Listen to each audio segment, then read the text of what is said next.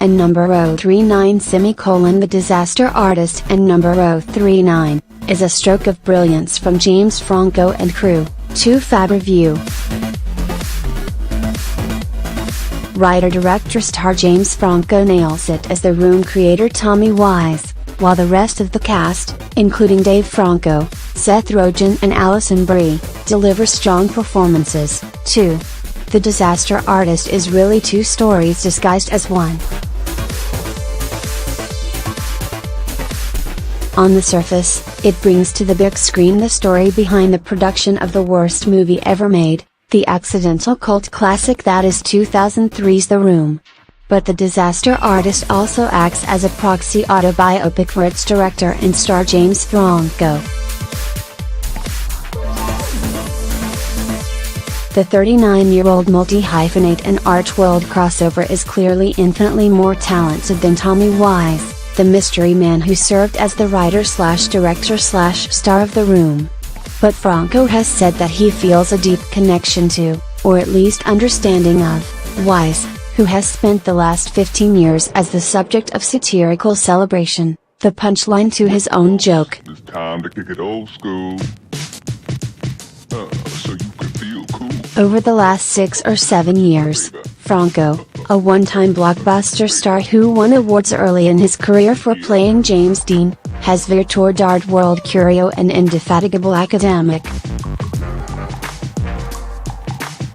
Since his 2011 Oscar nomination for 127 Hours, has churned out indie movies of varying quality, some solid literary adaptations, others bizarre and even quasi-pornographic, earned degree after degree, published books, and created modern art installments.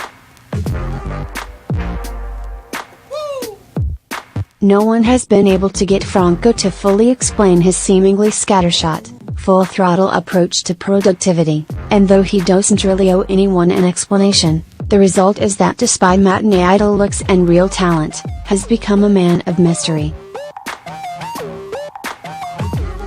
His biggest hits in recent years, like This Is the End, have played on that narrative, so it was clear well before The Disaster Artist that he was well aware of the reputation.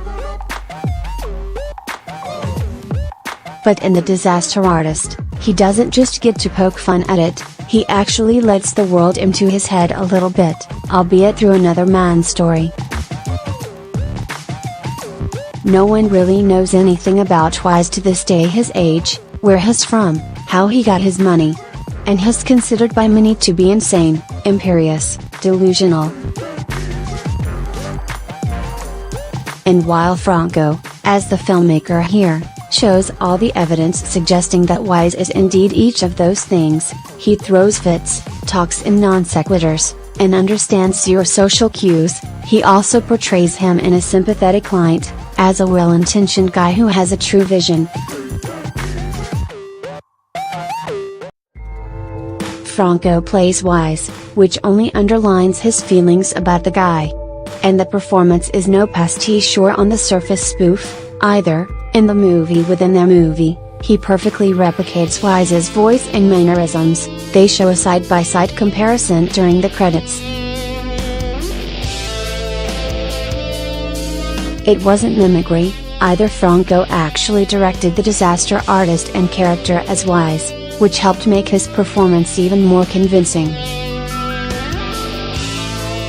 It's obvious that it's not a mechanical transformation, or an actorly exercise to tap into manufactured empathy, either. Franco wants Wiseau to be the hero of the story, to come off well, because he understands him and his feeling of being misunderstood.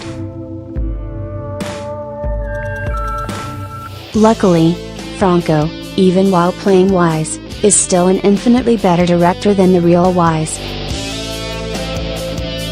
First, the recreated scenes of The Room are beat-for-beat carbon copies, which is actually an incredibly difficult feat to accomplish. It's a bit like remaking a splatter painting, or reenacting a series of cataclysmic accidents. The awful apartment set with green screen roof view. Wiseau moved from San Francisco to Los Angeles, only to shoot a movie that requires, for no real reason, a 360-degree of the San Francisco skyline are all reproduced with aplomb. Even more impressive though is the way he constructs the real-world relationships we never see in The Room. The most important relationship in The Room is the friendship between the two leads, Johnny and Mark, who was played by Wiseau's real best friend, the much younger wannabe actor Greg Sestero.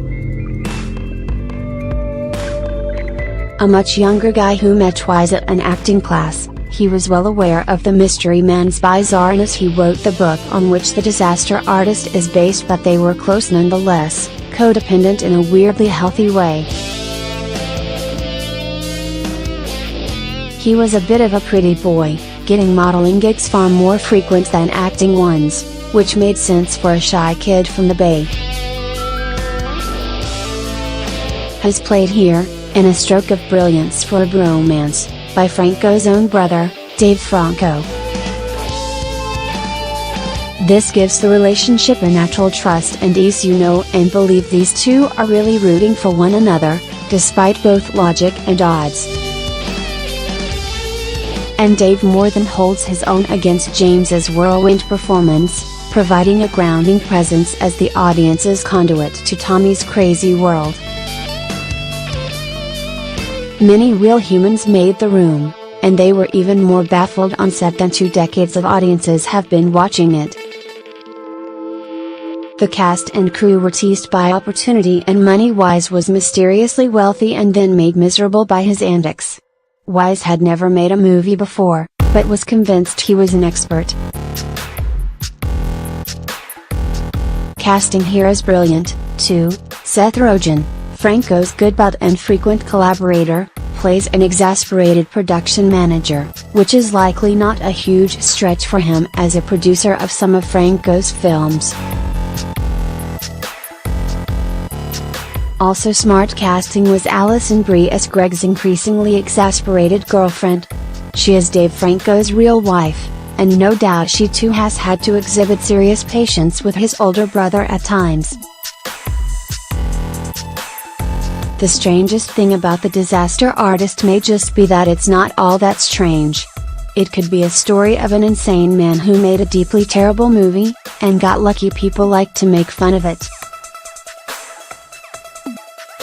Instead, it's a movie about a dreamer and misunderstood guy who achieved true friendship and a success that few can claim, even if it's ironic. The story is wilder than the movie, which is to Franco's complete credit.